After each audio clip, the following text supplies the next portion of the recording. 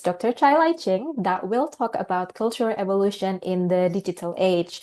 So after three incredible sessions, I hope to know your takeaways from our three previous sessions, and also please send us some reaction and some applause as well for Dr. Lay Ching for her session. So introducing her, Dr. Lay Ching is a Vice-Chancellor at Sunway University and also is an expert in education strategies and workforce development, bridging academic excellence with career readiness, and is well known for her expertise in education and employability. So please join me in welcoming Dr. Lay Ching for her session, Cultural Evolution in the Digital Age. Please go ahead. The stage is yours, Dr. Lay Ching. Thank you so much. So unlike Dr. Francisco, that he chose not to share the slide, but I think I'm more comfortable as a lecturer. I'm more comfortable to share the slides, to emphasize on points that I wanted to say. Okay, a very good morning, everyone, again. I think this is a very lovely Monday morning to start my week with all this wonderful talk. It has been raining for days in Kuala Lumpur, and today we have good sunshine. So, which also means that this is a good sign for this summit to happen. First of all, thank you so much, for having me here today. So you can call me Chai. So I'm the Pro Vice-Chancellor of Education, Employability, and Alumni at Sunway University, Malaysia. Sunway University basically is located in the Sunway city nearby Kuala Lumpur. I'm also a food biotechnologist. My research actually focuses on food safety and manufacturing. It's just that right now, most of my attention and time that I spend has been on academic and education matter on running university. So as we have listened to all the talks in this morning, I think I do not need to convince all of you that we are already moving into the AI era. So with this disruptive technology emerging at an unprecedented pace, so it is actually changing almost every aspect of our lives, from the way we communicate, the way we search and look for information, learn things, the way we shop, the way we study, and even the way we work. So let me start by posing the questions. Are you prepared? And how are you preparing for the future? The rapid digital evolution is not only reshaping our industries, but also redefining how we actually cultivate talent and align education with the needs of businesses to ensure sustainability. Let's begin, by exploring how industries are being revolutionized by digital tools. As a food technologist, I always want to start, with this example from agriculture. So it is an industry that has been fundamentally transformed by digital evolution. What you see on the screen is a simple yet powerful image, a farmer walking across a vast field of golden wheat. This timeless and serene scene actually symbolizes the foundation of human civilization, which is agriculture. It brings upon human civilization that we are enjoying today. So for thousands of years, farming was labor intensive, very labor intensive, relying on manual tools and human effort. Farmers used traditional methods passed down through generations.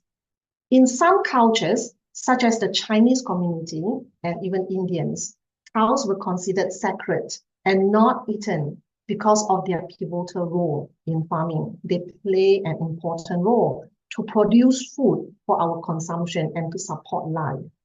However, as the world evolved, the Industrial Revolution brought mechanization, introducing tractors and harvesters, as you could see on the screen here. So this leap in technology increased not just efficiency and productivity, but also enabled us to feed a world of growing population. And with industrialization in farming, we are seeing the human population growing at a very, very high rate. So, however, today, the digital revolution has taken this transformation further with precision farming. Farmers use drones to monitor crop health, IoT sensors to optimize irrigation, and AI to predict weather patterns to tell us to irrigate more or to irrigate less. So these advancements improve productivity and sustainability while also reducing waste and conserving resources that we are facing today. For example, precision agriculture allows for micro-level adjustments to soil health and water usage. We know exactly when to do what and how much, fertilization to put into soil. These promote environmentally friendly practices and ensuring long-term agricultural success, which also means that digital transformation actually bring about a change in the way we used to do things in agriculture. So there has been a change in culture. So perhaps to some of you, agriculture feels a bit distant. So let's turn to a sector that is more familiar and relevant to all of us, which is e-commerce. Digital evolution has significantly transformed how businesses sell products and how we as a consumer shop. E-commerce began in the 1980s, so with very basic online transactions. By the late 1990s, secure payment systems and platforms like Amazon and Alibaba revolutionized retail. Today, when we talk about e-commerce, it is also about e-commerce that is driven by AI algorithms that personalized recommendations. Therefore, you always receive all the different push of products that you have viewed or reviewed online. Blockchain technology to ensure transparency in supply chain. And blockchain technology has also changed how we actually ensure that the supply chain are safe and secure. And IoT devices that automate inventory management, that if you were to go Google online and search for IoT device, or refrigerator, smart refrigerator, so it could actually connect with the systems to replace stocks that is outgoing. So this sector has introduced entirely new business models, such as subscriptions, services, peer-to-peer marketplaces, and also direct-to-consumer platforms. Companies like Amazon, they are also investing very heavily in drone delivery and autonomous logistics. So this creates a new industry entirely. And this has fundamentally reshaping how goods and products are transported and received. So we no longer need to travel all the way to the market to purchase things that we need, but sitting at home and wait for the door-to-door delivery. This is entirely a new business. So these examples that I've given demonstrate that digital tools do not just improve efficiency, but they fundamentally change how industries operate and how businesses interact with consumers and how consumers are interact with another consumers. The impact of digital transformation extends way beyond industries. It reshapes how we actually communicate, how we collaborate, and how we live our life. So we can observe some of the significant cultural shifts in communication and media. Social media platforms like TikTok, YouTube, and the very hot social media today, the Red Note or Xiaohongshu, so have empowered individuals to create and share content on an unprecedented scale. So this democratization of media has disrupted traditional communication channels entirely, such as through printed materials, newspapers that we read, TV and radio. And this change is fostering great global connectivity, while also at the same time raise concerns about misinformation and digital addictions.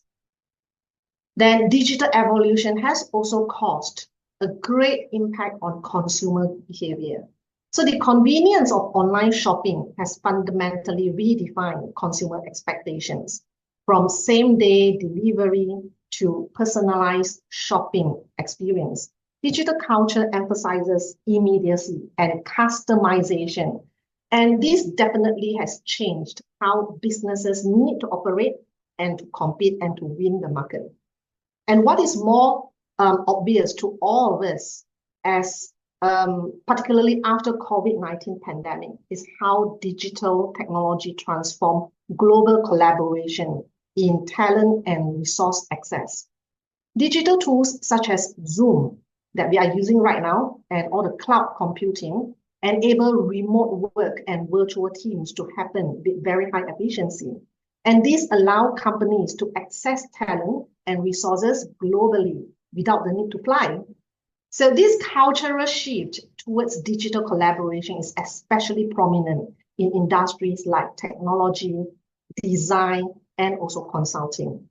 So these changes really highlight the need for industries and education systems to adapt to a digitally connected world that prioritizes agility, creativity, as well as ethical responsibility.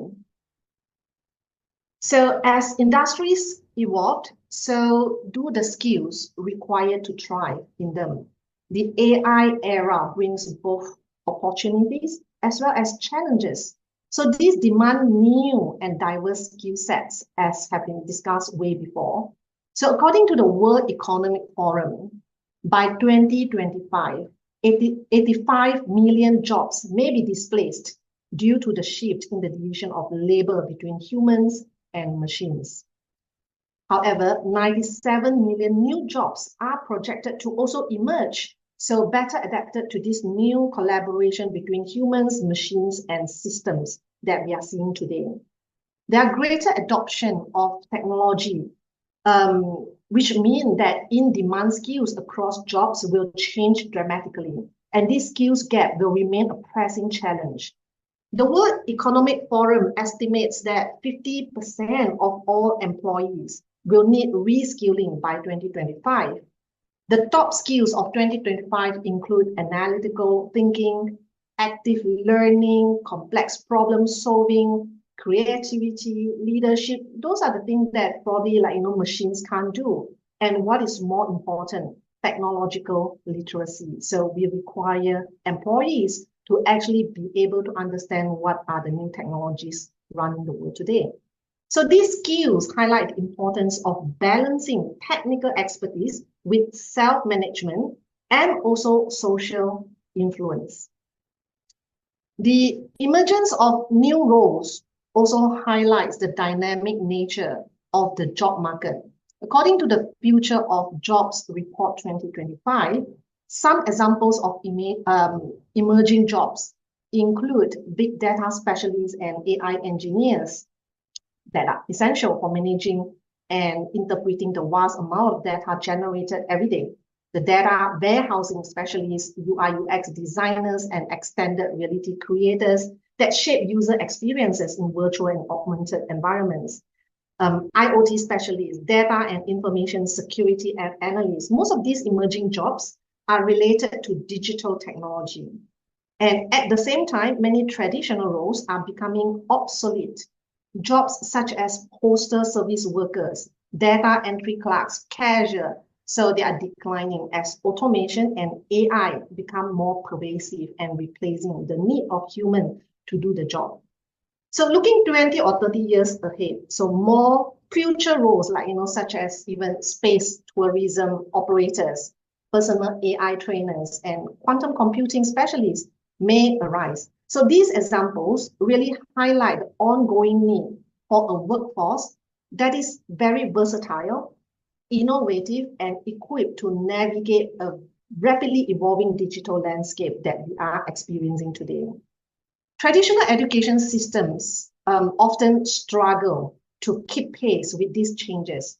This is where university industry partnerships can play a transformative role by fostering an ecosystems that support lifelong learning, skills development, and cutting-edge innovation. University and industry must collaborate to align education with market needs. Here are three ways to achieve this. First, universities can co-develop micro-credentials tailored to specific industries. Platforms like Coursera have shown how targeted stackable courses in areas like AI, data analytics, and digital marketing can empower professionals to upskill very quickly and very effectively. Second, through experiential learning, so internships, industry-sponsored projects, and mentorship programs with industry provide students with practical experience and industry insights, ensuring they are prepared to contribute immediately upon graduation.